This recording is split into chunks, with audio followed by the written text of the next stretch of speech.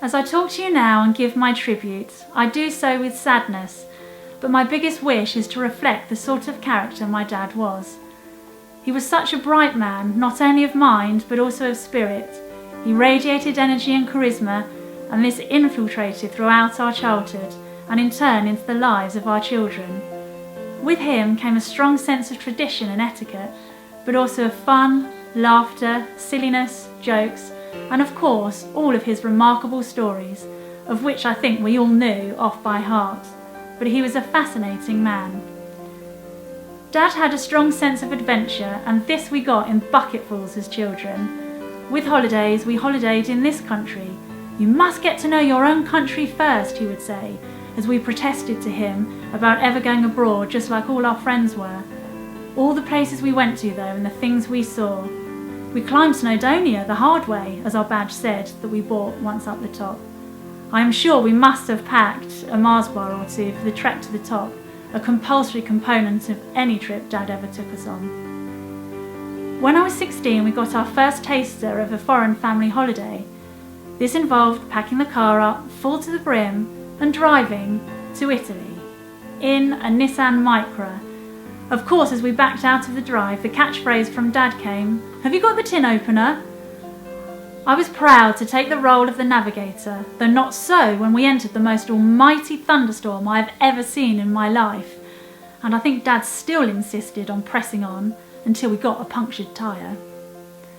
A particular memory I have is of the rather bedraggled old dear that we met in the middle of nowhere in her B&B in Austria, who, unbeknownst to her, we affectionately nicknamed Frau Cow, in light of her farmer's wife appearance in pinny and welly boots and the distinct smell of dung, which Dad found hilarious. But the point is, Dad wanted us to experience things in a real way, to get a proper taster and to build memories. As well as this sense of adventure, Dad was also very practically minded, and if anything could be made, then it would be. Maybe it was his strong sense of make do and mend that perhaps made up his childhood during the war.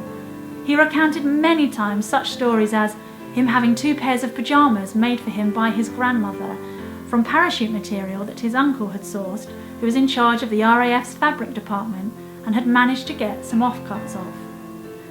There was red material and gold material, but not enough of each to make a complete pair. So he ended up with a red pair with gold trimmings and a gold pair with red trimmings.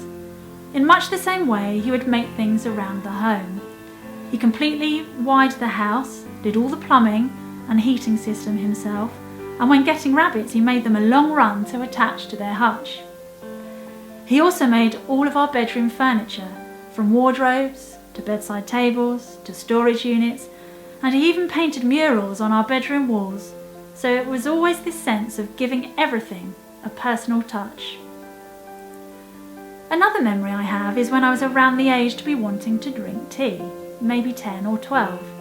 Dad would forever keep bringing me it in a small child's cup. So on one occasion when he was doing the tea round, I said, "And please, for goodness sake, bring it to me in a big cup." Of course, by this I meant a standard mug, an adult-sized cup. What he came in and produced to me though was actually a massive cup and saucer from his collection. He collected many things over the years, and he had amassed quite a substantial cup and saucer collection. So he had found the biggest cup and saucer he had there, and by this I mean massive. It was like a large soup bowl.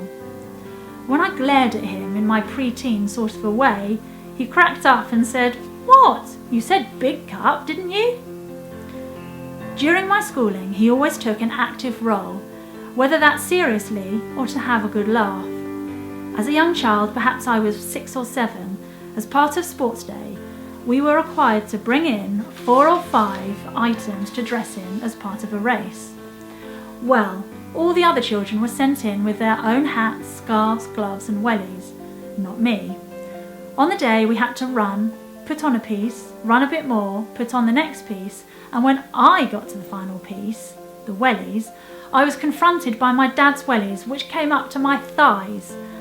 I took on the challenge though, with Dad laughing on the sidelines, and went on to win the race. Dad was very mathematically minded, but actually was very literate and had a great way with words. We were often receiving little ditties or poems throughout pinnacle moments in our life. He would also say such phrases as, "The dictionary is the only place where success comes before work." Ultimately, I don't think he really minded what we did, but really wanted to instill in us the idea of whatever it was we did, to work hard and to put in the effort. Going back to mathematics, this was a talent that I really have not inherited from Dad. During our school holidays, with Dad being a teacher and also off, he would look after us through the holidays. At 10 a.m. they would begin for us, doing math sums. Well, this was my worst nightmare. I'm sure he would have loved it if I had become the next best maths whiz kid, but really what these sessions were all about, I think, was to foster that work ethic in us, to dedicate yourself to something and to be strict with time to get things done. This shone through, I hope, and what I think he was more proud of was my dedication and sticking power to getting that GCSE maths at grade C level, which took 3 retakes, in my preparations to get to teaching college. Not in maths, I hasten to add. Fast forwarding on a bit to my wedding day, as you would expect, Dad played an active role, and it was the best day. His Jag, of course, was the wedding car, and it was in tip-top shape, polished beautifully and adorned with golden ribbon. It was just the 2 of us, Dad driving the car and me sat with my wedding dress sprawling across the back seat. We'd not gone far when he had to come to a bit of an abrupt stop, sending a giant umbrella that he had on the back ledge right into the back of my neck and was now balancing on my shoulders. Well, of course, me in all my wedding dress finery and carrying a large bouquet of sunflowers on my lap was stuck to be able to do anything. He had to stop, get out and come round to the back to sort it out, of course laughing all the way. You could say this somewhat broke the nerves, and we carried on our merry way. So in all that I've said, I hope to have encapsulated what sort of a man my dad was. He was serious but funny, traditional but silly. He loved a laugh, was full of stories and jokes. He had a great sense of humour. He was witty, intelligent and hugely talented in many areas. He was bright and full of life, with a true sense for adventure. He was my dad. I finish now with a short verse. This is how I shall remember Dad, and I am sure this is what he would want me to be doing too.